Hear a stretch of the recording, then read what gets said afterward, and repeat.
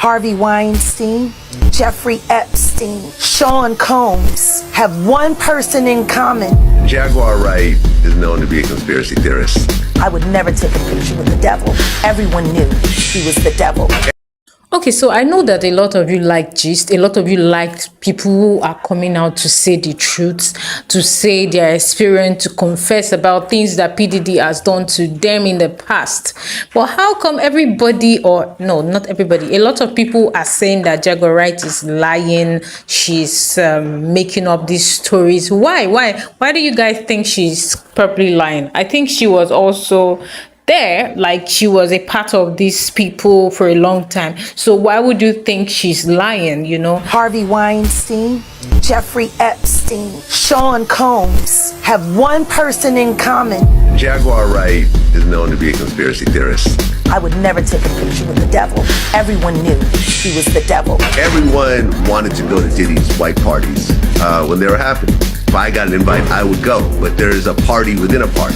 JayZ and Beyonce are not here, unfortunately, to respond to Diddy and JayZ are monsters. She's saying a lot of things that could be considered libelous. I think if Diddy cooperates and gives up some big names of actual crimes they committed, that'd be a way of actually lessening the amount of time that he does, or possibly even walking away. I absolutely do not see him being victorious in a criminal trial. This has been a fist of tyranny that has been punching for decades. It must stop. Well, Diddy's downfall has sent shockwaves through the entertainment industry and beyond. The blast radius from the uncovering of his alleged offences could yet swallow many more powerful and famous figures. Diddy is accused of creating a criminal enterprise which engaged in sex trafficking, racketeering, kidnapping, bribery and forced labour. His lawyers say he'll fight the charges, but after the testimony you're about to hear, you'll be staggered he avoided the attention of law enforcement for so long. I'll speak to a lawyer, a whistleblower and an insider for an uncensored insight into the showbiz scandal of a generation. And Jaguar, I'm going to start with you. You've been called a whistleblower. You knew Sean Diddy Combs for a long time. You attended a number of his infamous parties. And in 2022, you made headlines after comments where you called him a sex trafficker. And in response, you were called crazy and jealous. Do you feel vindicated by the events of the last few weeks? No, not at all. Because he's just the beginning. Until him and his cohorts are all held to account publicly and legally, the victims, they're not safe. How bad was it? That's what I care about. I care about the victims. No, I understand. How bad was it, do you think, what was going on? I'm going to tell you right now that me, as a woman who has been in the industry for over 30 years, I've been performing live since I was 13. My first handler was McKinley Horton. I come to find out 25 years later that a scar that was on his face with a very elaborate story he gave me was put there by a woman who he assaulted. To live through these things and hear your elders in the business, people like Patti LaBelle say, just avoid him, honey. And being taught to be just avoid him, honey. It's not good enough. Not when you live through these things, you're still suffering the PTSD created by all of this, and you're talking to a victim that's 20 years younger than you, and she's telling you the exact same thing that happened to you. So you want to know why there's no vindication for me? Because for 4 years, I've been screaming, not just Diddy, but Diddy and JayZ are monsters. And the victim-making machine kept going on. JayZ has been notable by his silence since these charges were brought against Diddy. Why do you think that is? Because that's what he does. He starts little fires everywhere. Forces everyone involved to go and carry water. Okay, I just want to say something real quick. Apparently, this lady has still been the one who has been talking about PDD's sexual trafficking for the past 4 years. There is no way I think she's lying. And then she's been saying this for 4 years, and then we eventually found out that all the things she was saying were true. So why would anyone think now is the time for her to lie? How many victims potentially do you think there could be? Thousands. Thousands. I've talked to hundreds that I deal with still myself. I have 3 victims right now who are willing to give testimony about not only what Mr. Carter has done to them, but his wife as well. They're a nasty little couple. They do nasty things. What do you think happened with Kim Keeping people against their will. Putting people on planes while they're unconscious, just like Aaliyah got on that plane. Unconscious. There's a lot of things that people don't want to talk about, Pierce. Listen, like I said, JayZ and Beyonce are not here, unfortunately, to respond to that. I know. I'm just being honest with you.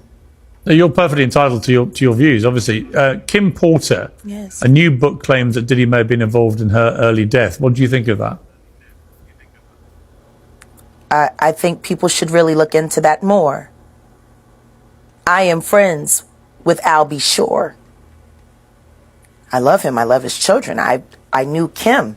We used to all hang out together at the Kit Kat Club back in the mid-90s when Diddy was first starting his reign.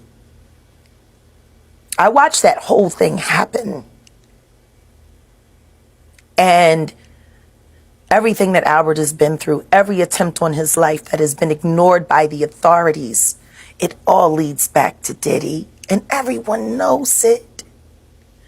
The wiretapping of the phones, putting air tag on children during visits. These are normal practices that these people do. Jaguar, I've got to leave it there. I really appreciate you joining me. Thank you very much. Thank you for having me. And thank you for caring. I do care. Thank you very much. Well, I'm joined now by the host of Vlad TV, DJ Vlad. DJ Vlad, I mean, it's pretty horrifying listening to these testimonies. What did you make of what you just heard?